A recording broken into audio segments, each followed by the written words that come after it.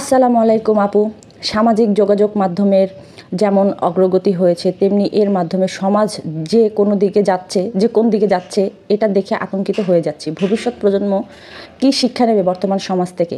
আমার মনে হয় যারা সমাজকে কলুষিত করছে তাদেরকে আইনের আওতার মধ্যে নিয়ে আসা উচিত। বর্তমানে চলমান কিছু সামাজিক ব্যাধি নিয়ে কিছু বলার জন্য তোমাকে অনুরোধ করছি। অন্তত পক্ষে শিক্ষার জন্য, বিনোদনের জন্য এই প্ল্যাটফর্ম থেকে নোংরামিকে একেবারে উৎখাত করে সুন্দর একটা কিছুর অবদান রেখে যাওয়ার আবেদন করছি তোমাকে এবং তোমার মতো যারা ভিডিও করেন সকলের প্রতি। পলাশ সাহার মা মামুন লেলা আর ওই পদ্মার চরের প্রতিটা নোংরা সদস্য নামক ভাইরাস কীভাবে সমাজকে অসুস্থ করে দিচ্ছে এইটা নিয়ে একটা সতর্কতামূলক প্রতিবেদন চাই।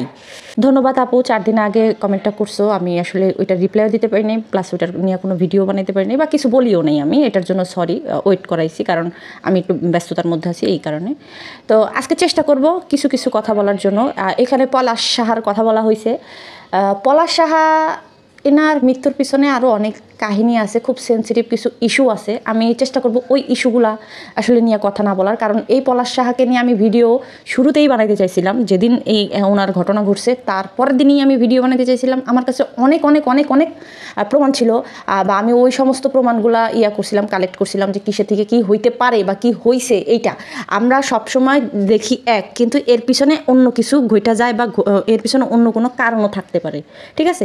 তো ওই রকমই কিছু জিনিস আমি ক্লু পাইছিলাম। আসলে সেই ক্লুগুলো নিয়ে ভিডিও বানাইতাম। আর শাশুড়ি বউয়ের মধ্যে তো আছেই চুলাচুলি, এইটা নিয়েও আমি করতে চাইছিলাম। কিন্তু আমি যখন প্রস্তুতি নিচ্ছিলাম এই ভিডিওটা বানানোর জন্য, বিশেষ করে পলাশ সাহাকে নিয়ে বা তার ফ্যামিলিকে নিয়ে ভিডিও বানাতে চাইছিলাম, তা আমার ফ্যামিলি থেকে একদম বরাবরের মতো নিষেধ করে দিচ্ছিল, কারণ এই সমস্ত সেন্সিটিভ জিনিসগুলো নিয়ে যাতে কথা না বলি। কারণ একটা বিষয় যখন তদন্ত হয় তখন ওই বিষয় নিয়ে যদি কোনো কথা বলা হয় তাহলে আমার মনে হয় এটা আইন লঙ্ঘন করা হয়। তো যে কারণে আমি আর পারি নাই, আমি আর ওই এভিডেন্সগুলো আমি আসলে মুছা দিছিলাম, মানে ডিলিট করে দিয়েছিলাম। কিন্তু আমার কাছে যথেষ্ট অনেক কিছু ছিল, কিসের থেকে কী হয়েছে, পলাশ সাহার মা কী করছে না করছে এইটা নিয়ে।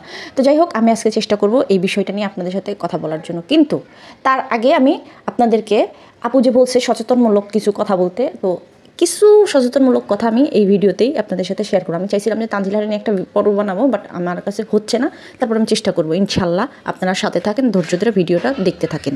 তার আগে আমি আরেকটা কমেন্ট পড়ব, সেই কমেন্টটা দেখলে আপনারা কিছু আন্দাজ করতে পারবেন। এখানে ফারজান আইডি থেকে একটা আপু কমেন্ট করছিল। সে বলছে, আপু নিশির ভিডিও দেখেন, যেখানে নিশি নাজমা বেগমের স্বর্ণের জিনিস ভাগ করতেছে, সেখানে তাবিয়া সব কিছু টেনে নিয়ে যাচ্ছে নিজের কাছে, আর বাপ্পি বলতেছে হে হে হে আমার মেয়েটা এসব কিছুই বোঝে না। তাবিয়ার আচরণ দেখে মনে হলো ওকে ভালোভাবেই শিখিয়ে দেওয়া হয়েছে যে সব স্বর্ণের জিনিস যেন সে নিয়ে নেয়। এই ছোট একটা মেয়ে কীভাবে আচরণ করলো, তাকে তার মা বাবা কেউ ডাক দিল না। গোল্ডের দাম বেশি, তাই লোভ সামলাতে পারতেছে না। এই আপুটারেও ধন্যবাদ। আপু, আমি আপনার কমেন্ট পাইছিলাম, আমি ওইটা রিমুভ করে দিছি কারণ কিছু মানুষের জন্য আর কি। তো যাই হোক, আজকে সব কিছু মিলাইয়ে চেষ্টা করবো একটা ভালো একটা ভিডিও দেওয়ার জন্য। আপনারা সাথে থাকেন প্লিজ, আর ভিডিওটা আমার কন্টিনিউ করেন, তাহলেই বুঝতে পারবেন। আচ্ছা, প্রথমে আমি একটা প্রশ্ন দিয়েই শুরু করি আপনাদের কাছে। বাপ্পি এতদিন সমস্ত কিছু দেখাইছে, মায়ের চাদর দেখাইছে, মায়ের টানা দেখাইছে, মায়ের বালিশ দেখাইছে, A to Z সব কিছু দেখাইছে, তাহলে এই গয়নাটা কেন দেখাইলো না, মানে গয়নার বাক্সটা কেন দেখাইলো না? এই গয়নার বাক্সটা নিয়ে কিন্তু তিশা এর আগে ভিডিও দিছিল, হ্যাঁ, যে এই চেনটা ওর পছন্দ। তো তাও মনে হয় প্রায় 11-12 মাস আগের কথা। তাহলে বাপ্পি সব কিছু খুঁজে পাইছিল, খালি কি এই জিনিসটা খুঁজে পায় নাই? নাকি এই জিনিসটা ফাতেহার কাছে ছিল, ফাতেহারের চাপ দিয়া তারপরে গিয়ে এই জিনিসটা আনাইছে বাপ্পি? এটা একটা প্রশ্ন আমার আপনাদের কাছে থাকলো। আচ্ছা, এখন আমরা সামনের দিকে আগাই। তো একটু শুরু করি, পিছন থেকেই শুরু করি। সেটা হচ্ছে গিয়ে যে সেদিন যে তানজিলাদের বাসায় গেল বাপ্পিরা, তো সেখানে গাড়ি আর সিএনজিতে করে গেছে। এখন আমার কথা হচ্ছে গিয়া যে তিশাদের সাথে বাপ্পির চাচি পর্যন্ত গেছে, বাপ্পির ছোটো চাচি বা এরকম কেউ গেছে।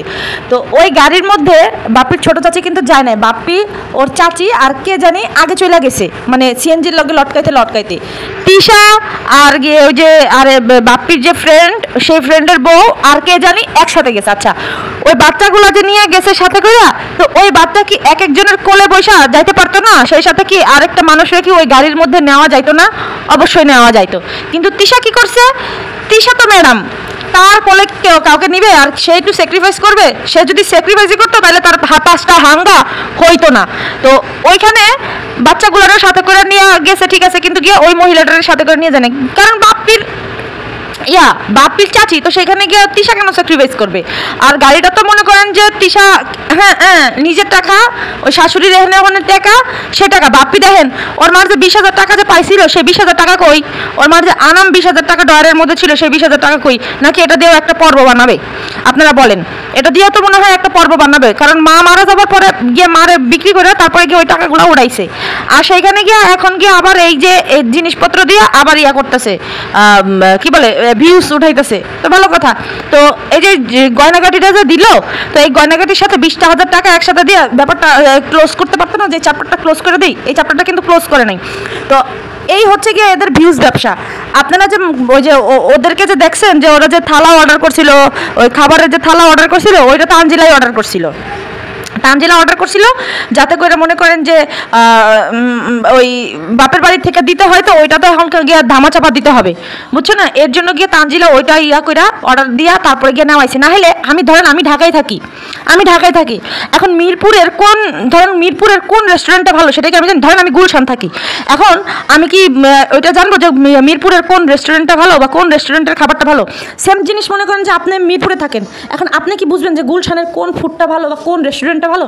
এখন হ্যাঁ, এটা বলতে পারি যে যদি আমি যাই সেখানে, বা আমি যদি খাওয়া দাওয়া করি, বা আমি যদি ঘোরাফেরা করি, তাহলে হয়তো জানবো বা কারো মাধ্যমে জানবো। যেমন ফারিয়াপুর ভরপেট রেস্টুরেন্টটার ভালো রিভিউ দেখলাম, আর খাবারগুলোও দেখলাম খুব সুস্বাদু, অনেক ভালো দেখতে। খাই নাই এখন পর্যন্ত, আল্লাহ যদি নেয় তাহলে যাব। তো এখন গিয়া তানজিলারা কীভাবে জানলো, বা তিশা কীভাবে জানলো যে ওইখানে গিয়া এরকম ধরনের আইটেম বিক্রি করতেছে? আপনারা এই যে আমি যে একটু প্রশ্ন করি সেগুলোর উত্তরটা একটু দিয়ে যান। আমার মাঝে মধ্যে মাথা হ্যাং হয়ে যায়। প্রথম কথা, মন খুইলা কাউরে কোনো কিছু বলতে পারি না, এইটা আর গিয়া কন্ট্রোল করতে হয়, নিজের অনেক কিছু কন্ট্রোল করতে হয়। তো তিশা কীভাবে জানলো যে ওইখানে গিয়ে খাবার ওইখান থেকে খাবার পাওয়া যায়, বা ওইখানে গিয়ে খাবার হয়, মানে পাওয়া যায়, ভালো ভালো আইটেম পাওয়া যায়? আপনারা দেখেন, বাপ্পি যখন গিয়ে গাড়ি থেকে নামছে, তখন গিয়ে বাপ্পি বা তিশা এরকম যখন গাড়ি থেকে নামছে, আসিফ কিন্তু খাবারটা নিয়ে সামনে গেছে, ওই খাবারের ডালাটা নিয়ে সামনে গেছে যাতে করে তিশার হাতে দেওয়া হয়। হ্যাঁ, তাহলে এখান থেকে আপনারা কি বুঝলেন? ওই খাবারটা কে আনছে? খাবার তো যখন আনা হয় তখন তো আগে টাকা দিয়ে তারপরে গিয়ে খাবারটা নিয়ে আসতে হয়, তাই না? আমরা যেমন পার্সেল যখন ছাড়াই নেই তখন কি করি? টাকা দিই না? তো ওরা যখন একটা প্রোডাক্ট আনছে তো টাকা দিয়ে আনছে না, তো ওই টাকাটা কে দিছে? যতই বলুক তিশা দিক, যতই বলুক বাপ্পি দিক, আসলে কিন্তু আলটিমেটলি দিছে তানজিলা। হ্যাঁ, তো এই তানজিলার বাসায় খাবে দেখে কিন্তু ফাতেহারে কিন্তু নিয়ে এখানে মাংস টাংস এটা কিন্তু খাওয়াই নেই, বলছে আমরা ওই বাড়িতে যাবো, ওইখানে গিয়ে খাওয়া দাওয়া করবো। বাপি তো এরকমই ছেঁচড়া, তিশাও তো এরকম। তিশার যোগ্যতা আছে মুরগির আইন্দা ননদের খাওয়াইবো, এরকম কোনো আপনারা পাইছেন, নজিরা পাইছেন? পান নেই। আচ্ছা, এখন ওই আপুর প্রশ্নের উত্তরটা আমি দিই। আপু যে বলছে তাবিয়ার ব্যাপারে, আসলে দেখেন আপু, আপনাদের পরিবারেও সন্তানাদি আছে, ভাগ্না ভাগ্নি আছে, আমাদেরও পরিবারে সন্তানাদি আছে, ভাগ্না ভাগ্নি আছে, মানে সবাই আছে আল্লাহর রহমতে। দোয়া করি যাতে সবার পরিবারের ভালো থাকুক, সবাইকে নিয়ে। তো আমরা আমাদের বাচ্চা কাচ্চা যদি এরকম কিছু করে, তাহলে আমরা কি বলি? এটা হোক আমার পরিবারের যে কোনো ব্যক্তিরই বাচ্চা কাচ্চা হোক, যদি আমার সামনে কোনো কিছু করে, বেদবি করে বা কোনো কিছু নষ্ট করে, তাহলে সেই ক্ষেত্রে আমি আগে গিয়া না করি, একবারে সোজা কথা ডাক নেই যে এটা করবা না, এটা ভালো না, এটা না, এটা হ্যান না, এটা তেন না। আচ্ছা, সেখানে আপনারা দেখেন তাবিয়া ওর দাদির যে গোল্ডগুলা, সেই গোল্ডগুলা মানে ছড়াই ছিটা নিচ্ছে, মানে ওর এটা, ওর সেটা, ওর এটা, হ্যান এটা, তেন এটা, এগুলো শিখছে কোত্থেকে? বাপ মা যদি না করে তাহলে কি এই জিনিসগুলা কি বাচ্চারা শিখে? আপনারা দেখেন, খাবার দেখা বাপি যেরকম কুত্তার মতো ঝাঁপায়া পড়ে, ওর সন্তানগুলো দেখেন সেম। কিন্তু উল্টা আরও যদি আমরা কোথাও যাইতাম, ছোটোবেলায় যদি আমরা কোথাও যাইতাম, বা আমাদের যদি কোনো জায়গায় দাওয়াত থাকতো বা দাওয়াত দিত, দেখা গেছে কি কোনো নাস্তা দিলে তাও নিতাম না, কোনো কিছু খাইতে দিলে তাও করতাম না, খাইতেই পারতাম না কেন জানি। কিন্তু বাসায় থাকলে একটা আলাদা বিষয়, কিন্তু কোথাও গেলে এত ভদ্র হইতাম, যেটা কিনা কল্পনারও বাহিরে। মা না বলা পর্যন্ত কোনো জিনিস ধরতাম না, কোনো জিনিস না। তো সেইখানে বাপ্পির সন্তানেরা দেখেন খাওয়ার মানে বাপ মা বলার আগেই কুত্তার মতো প্লেটের মধ্যে ঝাঁপায় পড়ে। এটা কি বলবেন? এটা একটা পারিবারিক শিক্ষার কথাই বলবেন। কারণ পরিবার থেকে যদি কোনো কিছু ভালো কোনো কিছু না শিখে তাহলে সেই সন্তানরা তো ভালো কোনো কিছু শিখতেও পারবে না। তেমনি দেখেন তাবিয়া যখন জিনিসগুলো টানাটানি করতেছিল তখন কিন্তু বাপ্পি তিশা কেউই বলেন না যে তাবিয়া ধরে না। বাপ্পি কয়েকবার বলছে যে ও বুঝে না, ও বুঝে না, বুঝে না, বুঝে না দেখেই তো ওই বাচ্চাদেরকে আরও বুঝাইতে হবে যে বাবা, একটা মানুষ যখন একটা কাজ করে, একটা মানুষ যখন কথা বলে, তার মধ্যে গিয়ে ডিস্টার্ব করবা না, তার মধ্যে গিয়ে তুমি ইয়া করবা না। হ্যাঁ, এটা তো বুঝাইতে হবে। বুঝে না, বুঝে না। মা তো ওইখানে সাক্ষাৎ উপস্থিত, মাটা পর্যন্ত তো বলে, মাটা পর্যন্ত তো বাচ্চাটা যারা কোলে নেয় নাই যে তুমি আমার কোলে বসো বা কিছু, এটা তো করে নাই। কারণ এটা তো সুপরিকল্পিত। আর এই যে এই জিনিসগুলো এতদিন কোথায় ছিল? এই জিনিসগুলো তো বাপ্পি বলে নাই যে কোথায় পাইছি বা মায়ের স্বর্ণ পাইছি, মার এটা পাইছি, বলে যে মার এখানে আর কোনো কিছু নাই। আবার ওর মায়ের এমন কোন জায়গায় রাখে সেটাও দেখায় না। আরে তুই দেখানোর আগেই তো তোর বউ দেখায় ফেলছে, তুই দেখানোর আগেই বিষয়টা তো তোর বউ দেখায় ফেলছে। এই জিনিসটা ছিল কই? এই জিনিসটা ছিল ওর মায়ের যে ট্রাঙ্কটা আছে না, ওই ট্রাঙ্কের এই কোনায়, মানে জানালার সাইডটাতে যে জায়গাটা, ওই জায়গাটার মধ্যে গিয়া এই জিনিসটা ছিল। হ্যাঁ, ওর মায়ের স্বর্ণটা ছিল। আপনাদেরকে যে আমি এত বলছি যে বাপ্পি কিছু খুঁজতেছে, বাপ্পি কিছু খুঁজতেছে, আজকে আপনারা পাইছেন যে বাপ্পি এই যে এই জিনিসটা খুঁজতেছিল। কি ট্রিক্স! ওদিক দিয়া ওর মায়ের যে ইয়াটা ওয়ার্ড্রপটা, সেই ওয়ার্ড্রপটার দরজা খুলে রাখছে যে যাতে করে পাবলিক বুঝে যে ওর মায়ের জিনিসটা ওই জায়গা থেকে বের হয়েছে। আসলে কিন্তু সেটা না, ওর মায়ের জিনিসটা বের করছে গিয়ে ওর মায়ের যে ট্রাঙ্কটা, যেটার মধ্যে খাতা বালি সেটা রাখছিল, ওই যে নিশির যেই ইয়াগুলা রাখছিল, শাড়িটা রাখছিল, সেইটার মধ্যে গিয়া বাপ্পির মায়ের জিনিস ছিল। তো এই যে এই জিনিসগুলা যখন বাপ্পি খুঁজছে, বাপ্পি বলছে আর কোনো কিছু নাই, তার মানে ছিল না, নাই। তাহলে এই জিনিসগুলো এখন হঠাৎ করে নিশি আসার পর থেকে বের হলো কেমনে? তার মানে বাপ্পি চাপ দিছে যে এই জিনিসগুলো কই, এই জিনিসগুলো তো ছিল, মা এই জিনিসগুলো রাইখা গেছিলো, এই জিনিসগুলো কই। তার মানে নাজমা বেগম আগে থেকে ওর কাছে রাইখা গেছিলো, এরকম কিছু হইতে পারে। হয়তো মহিলা বুঝতে পারছিল বা চুরি হয়ে যাওয়ারও চিন্তা ভাবনা ছিল। কারণ যে শাশুড়ির চাবি, ঘরের চাবি বউয়ের কাছে দেওয়া যায় নাই, তাহলে বুঝেন এখানে কত বড় একটা ঘাবলা ছিল। ঘাবলা না থাকলে শাশুড়ি ছেলের বউয়ের কাছে চাবি দিয়ে যাবে না কেন? কিসের জন্য দিয়ে যাবে না? তার ঘর কেন, রুম কেন তালা মারা থাকবে? এটা একটা প্রশ্ন থাকে না? এটা কিন্তু বিরাট আকারের একটা প্রশ্নবোধক চিহ্ন থাকে যে কী রে, শাশুড়ির ঘরের ছেলের বউরে ঢুকতে দেয় না, তালা দিয়ে রাখে, কিসের জন্য তালা দিয়ে রাখে? চুরি হয়ে যাবে এর জন্য। লাস্টবার হয় নিশি যখন আসছিল তখন নিশির মা দিয়ে দিছে যে নিয়ে যা, এই জিনিসটা থাকবে না, বা আমি বাঁচি কিনা সন্দেহ আছে, তুই নিয়ে যা। এর জন্য বাপ্পি চাপ দিছে। আর বাপ্পিরে দিয়ে চাপ দেওয়া হয়েছে তিশা, কারণ তিশার লোভ ছিল ওই বড় চেনটার। আর ওই বড় চেনটা গিয়া নাজমা বেগম দিছিল। নাজমা বেগম শুধু কিন্তু ওই চেন দেয় নেই, নাজমা বেগম গিয়া তার গলারটা, তার কানেরটা পর্যন্ত কিন্তু বলছে যে তানের বউর জন্য রাখবে। আর সেইখানে নিশি যে এখন বলতেছে যে এইখানে আমার জন্য মানে কান পাশা না জানি, কানের দুল না জানি, হাতের রিংয়ের কথা বলছিল, যে এটা ভাইয়া বলতেছে যে আমাকে নিতে। কিন্তু ওইখানে দেখেন নাজমা বেগম বলছিল যে আমার গায়ের গতরে যা আছে সব কিছু থাকবে তানের বউয়ের, এরকম কিছু একটা বলছিল। ওই ভিডিওটা আমার কাছে আছে, আমি আমার অন্য চ্যানেলে আপনাদেরকে আপলোড দিয়ে দেখাইছিলাম না, লাগলে আবার আমি আপনাদেরকে দেখাবো নি। তো এই কথা বলছিল। আর নিশিরে যা দেওয়ার আমি দিয়ে দিছি, এটা কিন্তু ফাতেহার মা নিজে বইলা গেছে। তো সেইখানে ফাতেহা আবার ভাগ বসাইতে বসছে। তো এই যে এখন একটা বাচ্চারা সামনে রাইখা যে এই যে ভাগাভাগি জিনিসটা যে করতেছে, হ্যাঁ, এই ভাগাভাগি বিষয়টা যে করতেছে, তো সে বাচ্চাটার ভিতরে কী ইফেক্টটা পড়বে? যেমন বাপ্পির মা মারা যাবার পরে বাপ্পি যেরকম ধরনের নষ্টামি নোংরামি নাচানাচি করছে, সেটা দেখে তাদের ভিতরে কিছু একটা ইফেক্ট পড়ছে, এটা পড়বে। বাচ্চারা যেটা দেখবে সেটাই শিখবে। বাচ্চা হোক, অন্তত পক্ষে এই যে এই বয়সটা, তাদের মতো বয়সটাতে বাপ মা সন্তানের সামনে যেটা করবে সেটাই শিখবে। এমনও হইতে পারে ফিউচারে বাপ্পিরও এরকমভাবে, যখন বাপ্পিও কিছু একটা হবে তখন গিয়ে তাবিয়া এটা করবে। আজকে এই তাবিয়া বলছে যে দাদি তুমি মারা গেলে আমারে তোমার মোবাইলটা দিয়ে দিবা। তাহলে এই বাচ্চা, এতটুকু বাচ্চা এই কথাগুলো কোত্থেকে শিখছে? বাচ্চারা শিখাই দেওয়া হয়েছে। আজকে দেখেন, যদি এদের ভিতরে কোনো পারিবারিক শিক্ষা থাকতো, কোনো, আপনাদেরকে যে বলে বাপ্পিদের পরিবার ভালো, বাপ্পিরা শিক্ষিত, হ্যান তো ম্যান তো জ্ঞান তো, হ্যাঁ, তো কতটুকু শিক্ষিত আপনারাই সেটা বিচার বিবেচনা করবেন, আমার তাতে কোনো সমস্যা নেই। দেখেন, যদি প্রকৃতপক্ষে শিক্ষিত হইতো আজকে কি এরকম বেয়াদবি করতে পারতো? আজকে কি সন্তানের সামনে যে এরকমভাবে কোনো কিছু করতে হয় না, কোনো সমালোচনা করতে হয় না, কোনো ভাগাভাগি করতে হয় না, কোনো নেগেটিভ কাজ যে করতে হয় না সন্তানদের সামনে, সেটা কি বাপ্পিরা যদি শিক্ষিত হইতো তাহলে কি আজকে বাপ্পিরা এটা করতো? কখনোই করতো না। বাপ্পিরা ওই লেভেলের নষ্টা নোংরা, যারা কিনা মনে করেন যে রাত্রে লাইট বন্ধ করলে বউ মা বোন এগুলা ঠিক থাকে না, ওদের কাছে সবাই সমান হয়ে যায়। তো এই যে মানে পারিবারিক যে একটা অবক্ষয় বা পারিবারিক একটা শিক্ষা, বা এই শিক্ষাটার জন্য গিয়ে ওরা কী করতেছে?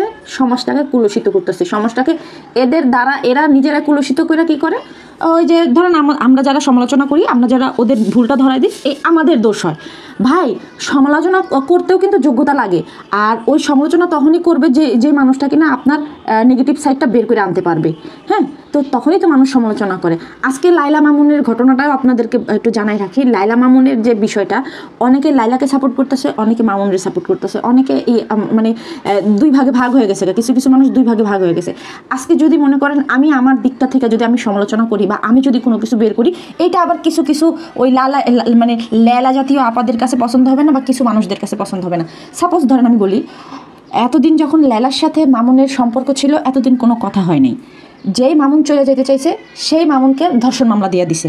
আচ্ছা, লেলা আবার একটা কাবিননামা দেখাইছে, বলতেছে যে এইটা আমাদের কাবিননামা, আমাদের বিয়ে হয়েছে। তাহলে বিয়ে হইলে সেখানে ধর্ষণ মামলা হয় কিভাবে? আমার এই প্রশ্নের উত্তরটা দিবেন। যদি বিয়েই হয়ে থাকে কাবিনে, বিয়ের কাবিনটা যদি সঠিকই হয়ে থাকে, তাহলে সেই ধর্ষণ মামলা হয় কিভাবে আর সেই ধর্ষণ মামলা নেয় কিভাবে? এটা একটু আমাকে বলে যাবেন। এরপরে আসেন যে লাইলা আপা যে বলতেছে যে ওই ছেলের ইয়া ভালো না, এইটা ভালো না, সেইটা ভালো না, হ্যান ভালো না, ত্যান ভালো না। তো লাইলা আপাকে এটা ভালো না ভালো না ভালো না যায় না সেটা, তারপরে তার কাছে ফিরানোর জন্য মামুনের নামে 4-5টা মামলা কেন দিচ্ছে? মামুন তো ভালো না, ও তো ভালো না, এমনি তো টোকাই মোকাইগুলো ভালো না। তো সেইখানে কেন 4-5টা মামলা দিয়ে আটকাইছে? এখন মামুনের শাস্তি দিতে চায়। কিসের শাস্তি? তার সাথে প্রতারণা করছে। ভাই, প্রতারণাটা কোথায় করলো? তো প্রতারণা যদি করতো, তো সেই ক্ষেত্রে এত বছর পরে কেন লাইলা আপা গিয়ে মুখ খুলছে? এত বছর পরে কেন গিয়ে লাইলা আপা মামলাটা করছে? ঠিক আছে, তো এই যে আর কিছু বলবো না, জাস্ট শুধু এইটুকু বলবো, ওনারা নিজেরা নষ্ট হচ্ছে, নিজেদের মান সম্মানটারে বিসর্জন দিচ্ছে। সেই সাথে এদের দেখে আরও 8-10 জন মানুষ বা আরও পুরো সমাজটা এরকমভাবে ধ্বংসের পথে যাচ্ছে। যে সমস্ত দেখবেন ইয়াং ছেলেরা মনে করেন একটু মামজা মারতে চায় বা একটু মানে ভুং ভাং 420 করতে চায়, তো ওরা চিন্তা করবে কি যে সমস্যা কি, লাইলার মতো একটা সুগার মাম্মি ধরবো বা লাইলার মতো একটা মহিলাকে ধরবো, তো সেই মহিলাকে ধরে নিজের লাইফটা এনজয় করবো, তারপরে গিয়া কয়েকটা বছর পরে লাইলাকে বাদ দিয়ে দিব, লাইলার মতো করে বাদ দেওয়ার চেষ্টা করে দিব, এরকম চিন্তা ভাবনা করবে। তাতে করে কি হচ্ছে আপনারা বলেন তো? এদের মানে মানুষের ব্রেনের মধ্যে কি ঢুকতেছে? তারপরে আরেকটা বিষয় আমি আপনাদেরকে বলি, লেলা আপা কাবিনের কাগজ দেখাইছে, যে কাবিনের কাগজটাতে কাজের স্বাক্ষর আছে, আরও কী জানি সিগনেচার ঠিকানা মাকানা আছে, অথচ সেই ঠিকানা অনুযায়ী যাওয়ার পরে কালবেলার একটা প্রতিবেদন, তো কালবেলা নিউজ করছে ওইটা, তো কালবেলা তো জানেন ফেমাস, তো সেই কালবেলা নিউজের মধ্যে দেখা গেছে কি যে কালবেলা যখন ওনাদের ওই কাজী অফিসে গেছে, সেই কাজী অফিসে যেই কাজের হাতে বিয়ে পড়াইছে এরকমভাবে ওই কাজীর যে সিগনেচার এটা লেখা ছিল, সেই কাজীর ছেলে বলতেছে যে এই লোকে মারা গেছে এই ইয়ার আরও 2 বছর আগে, মানে লাইলা মামুনের বিয়ের 2 বছর আগে তার বাবা মারা গেছে। তাহলে সেই ক্ষেত্রে মানে এই সিল সাপোর্ট নকল হিসাবে তো নকল, যেহেতু ওনার বাবা আরও 2 বছর আগে মারা গেছে, আর ওনার বাবা মারা যাবে 2 বছর পরে গিয়ে লাইলা মামুনের বিয়ে হয়েছে, কিন্তু সেখানে স্বাক্ষর আছে তার বাবার নাম, মানে ওই কাজীর যে ছেলে তার বাবার নাম আছে।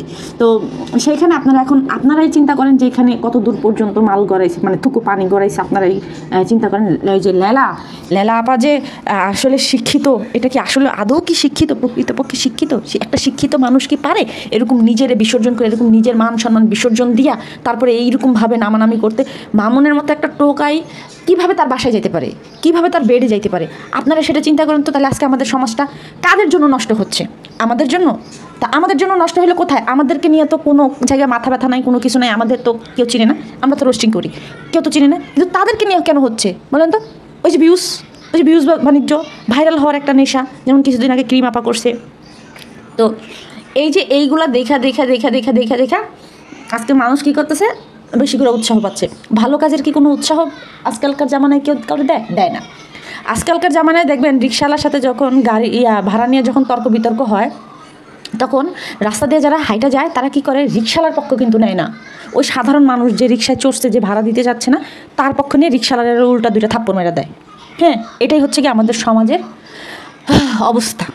এখন যদি এগুলা নিয়ে কথা বলতে যাই, তাহলে বলে কি আপনার খায়া কাম নাই, আপনি মানুষের নিয়ে কথা কন। হ্যাঁ, মানুষের নিয়ে তখনই কথা বলবো না যখন মানুষেরা তাদের ঘরের ভিতরে বৈশা টুনু কুটুকুটু করবে। বাইরে এসে কথা বললে তো লাগবেই গায়ে, এটাই স্বাভাবিক, আমরা তো এটাই বলবো।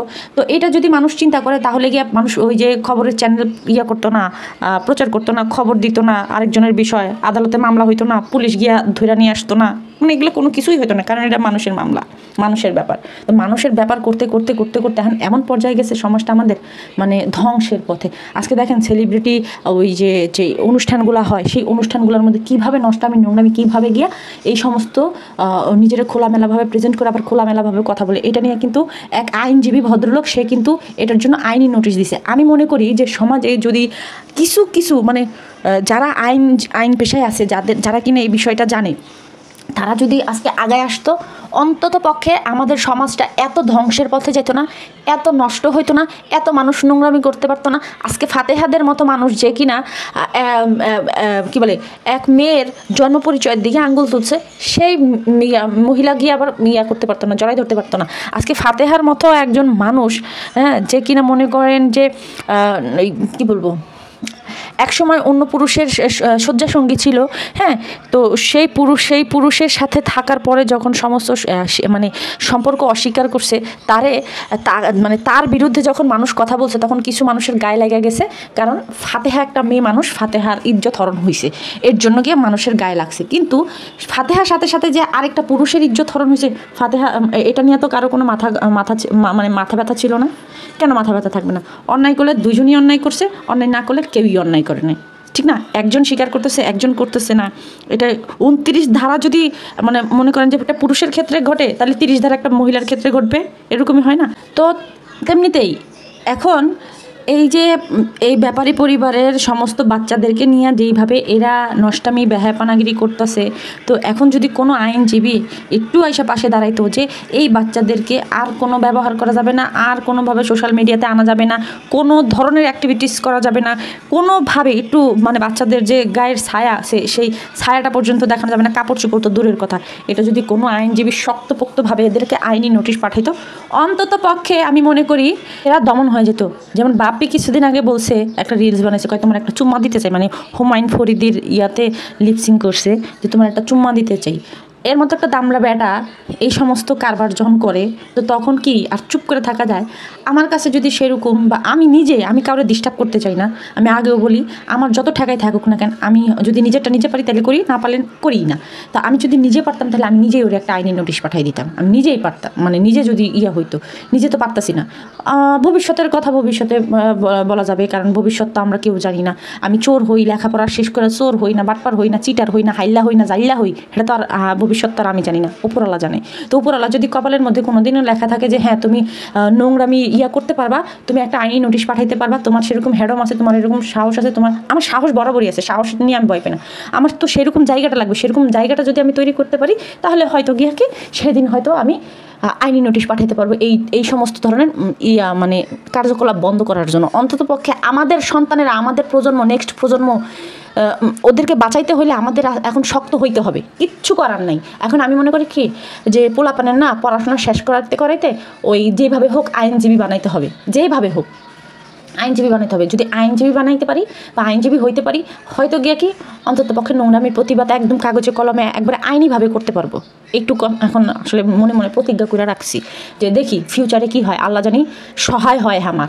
আচ্ছা, এখন আসি হোসনারা আপুর পলাশ সাহার বিরুদ্ধে, মানে পলাশ সাহাকে নিয়ে বা ওর বউকে নিয়ে কিছু কথা বলতে বলছিল।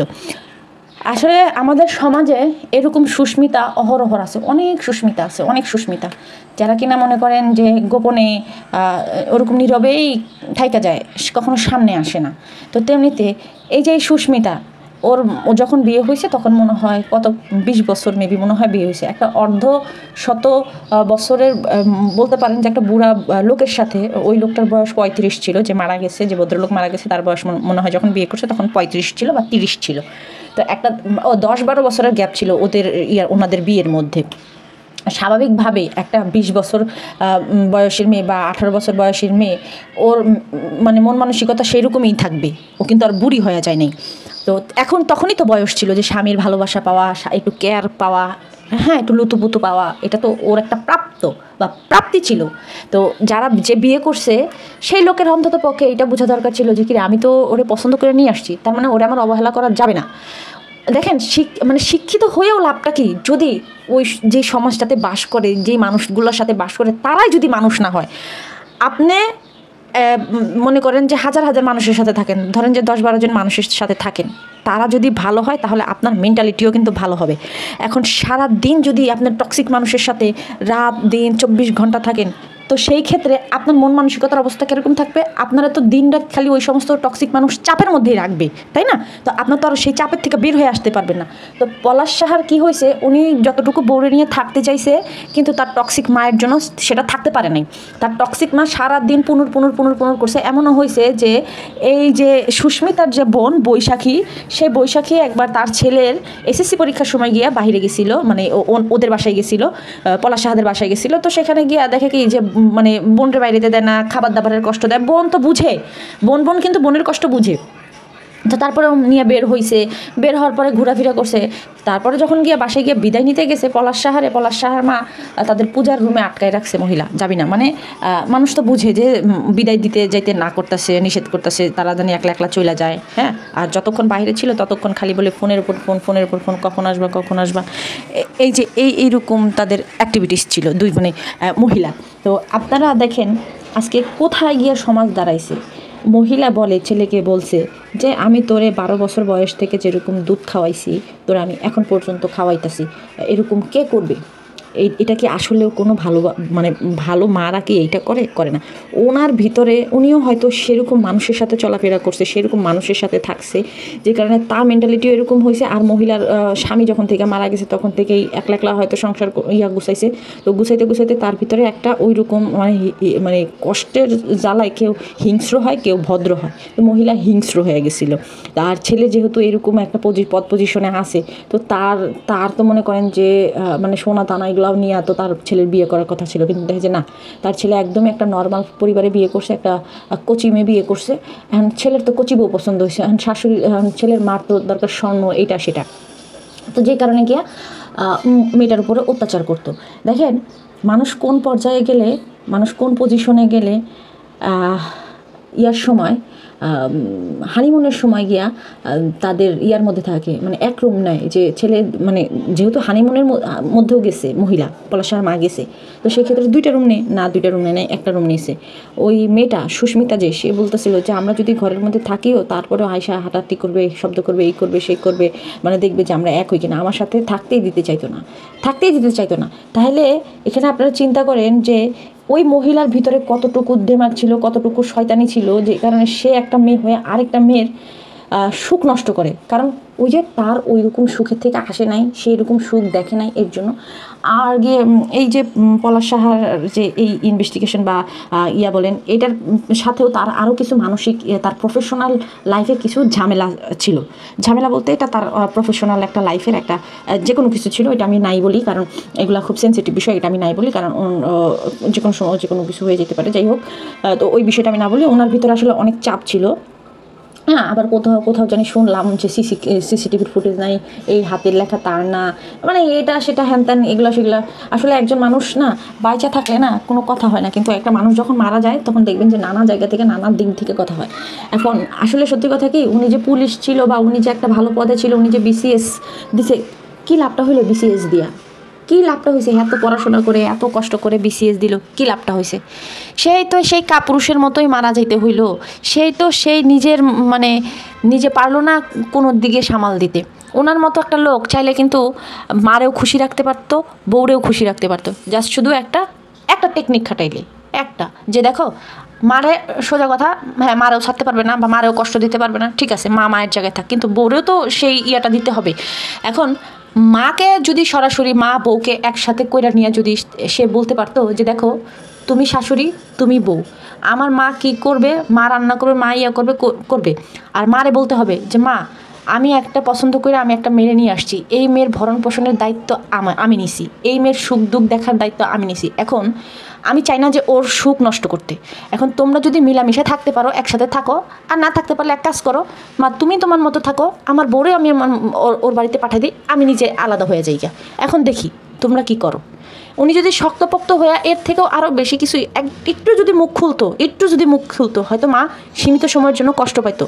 এই যে এখন যে মহিলা কষ্ট পাইতেছে, এখন যে ওর মা কষ্ট পাচ্ছে, পলাশার মা কষ্ট পাচ্ছে, এই কষ্ট দেখে কে? আমি অবাক হয়ে গেলাম যে ছেলে মারা গেছে, যেখানে তার শোকের শেষ থাকবে না, সেখানে সে গামলা ভইরা ভাত নিয়ে খাইতেছিল আর গিয়ে ছেলের বোন নামে বদনাম করতেছিল। তারপরে দেখেন, মানুষের শোক দেখলে কিন্তু বোঝা যায়। সুস্মিতাকে দেখতে আপনাদের মনে হয়েছে কি ও খুব সুখে আছে? তারপরে গিয়া আর ওর মারে দেখছেন আপনারা কি অবস্থা হয়েছে। তাহলে আজকে আমাদের সমাজটা কোন জায়গায় গিয়া ঠেকছে?